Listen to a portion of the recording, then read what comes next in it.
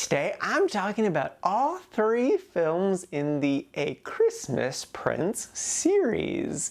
And the names of those 3 movies are A Christmas Prince, The Royal Wedding, and The Royal Baby.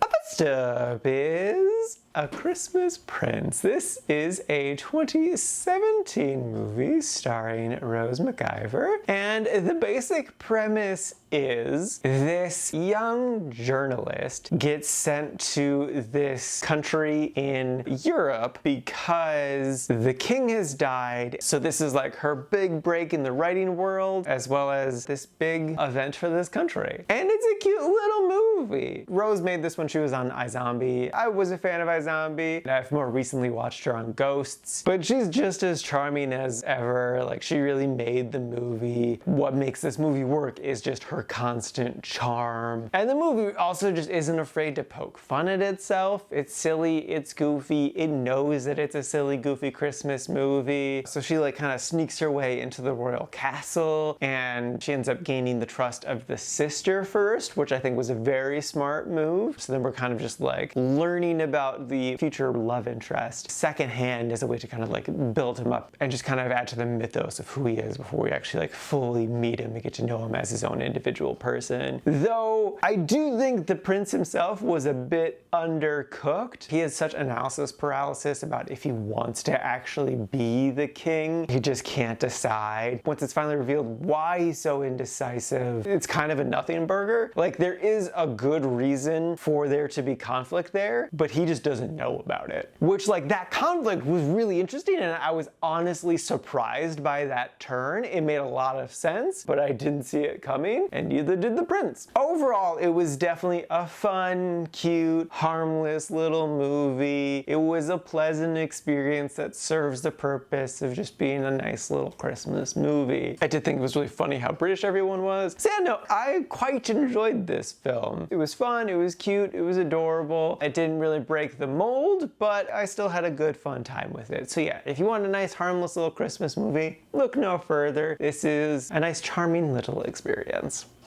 Next up is The Royal Wedding. This is a 2018 film, and the basic premise is what the title implies. It's been a year since the last one, where they got engaged after only knowing each other for like 3 days, but they did wait a year to get married, so at least there's that. It's a very simple, by-the-numbers story. There's still charm to it for sure, but it just doesn't hit as well. It kind of feels like they're just hitting the same sorts of beats again, and I also think it doesn't work as well because it's really rushing the relationship. And then even like the wedding planning itself, they're just doing it the week prior to the wedding, which feels absurd for a royal wedding. Like, that's a multi-year planning thing at minimum. And there's this whole mystery subplot thing that was incredibly obvious, and I was just waiting for them to hurry up and figure it out, because as soon as they introduced it, I was like, oh, it's this. And then an hour later it was like, oh, it's this. And I'm like, yeah, obviously. And then on top of all of that, the 2 main love interests don't really spend a lot of time together. It made sense more or less in the first one because they were kind of like building up to it. But then in this one, they're just not really there together, and that's like part of the conflict, is that like, oh, we're never together. Is this really gonna work? But after like a movie and a half of the love interest not really being together, it stands out as odd. So yeah, I still liked it. I still enjoyed it. It was just fine though. It was definitely a step down for sure. It's not a bad experience by any means. If you really liked the first one, yeah, you can continue on with this one. If you were more mid on the first one, it's okay to just stop at the first one. It's definitely the best, but if you're curious, yeah, you can keep going. It's not gonna hurt you. It's an alright little film that I would only cautiously recommend. And lastly is The Royal Baby. This is a 2019 film that's about the baby. They're gonna have a baby. Spoilers, it ends with the baby. It's not like them dealing with a newborn child. What I found so funny with this one is that Rose's character is so incredibly judgmental of her best friend's relationship with the villain from the first movie. Because like, the villain wasn't awful, wasn't doing all these crimes and stuff. And then in the second one, his whole thing was proving that he's actually a good person. And like, yeah, he was a dick in the first one, but he also wasn't the worst person in the first one. And he has redeemed himself. Plus he's like, oh, you're going so fast with this relationship. And I'm like, girl, you got engaged after maybe a week of knowing a guy. You have no right to judge anyone on going fast in a relationship.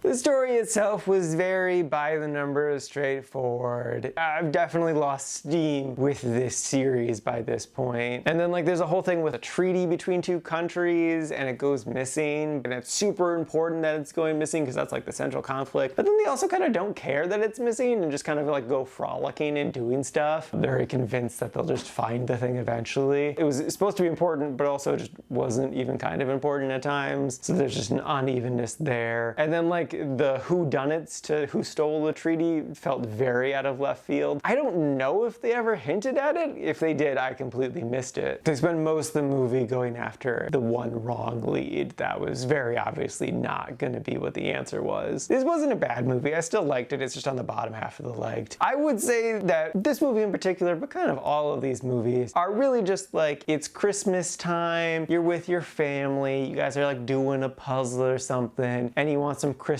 cheer on in the background. Yeah, put these movies on. You don't really have to pay attention to them. It's nice, fun, little comforty stuff. Yeah, they do go down in quality with each one, but like as background noise, that's fine. It's okay. It's all just about the vibes, really. So would I recommend it? Only very specifically as background noise, or if you really, really enjoyed the other two. So yeah, no, it's just an okay little movie.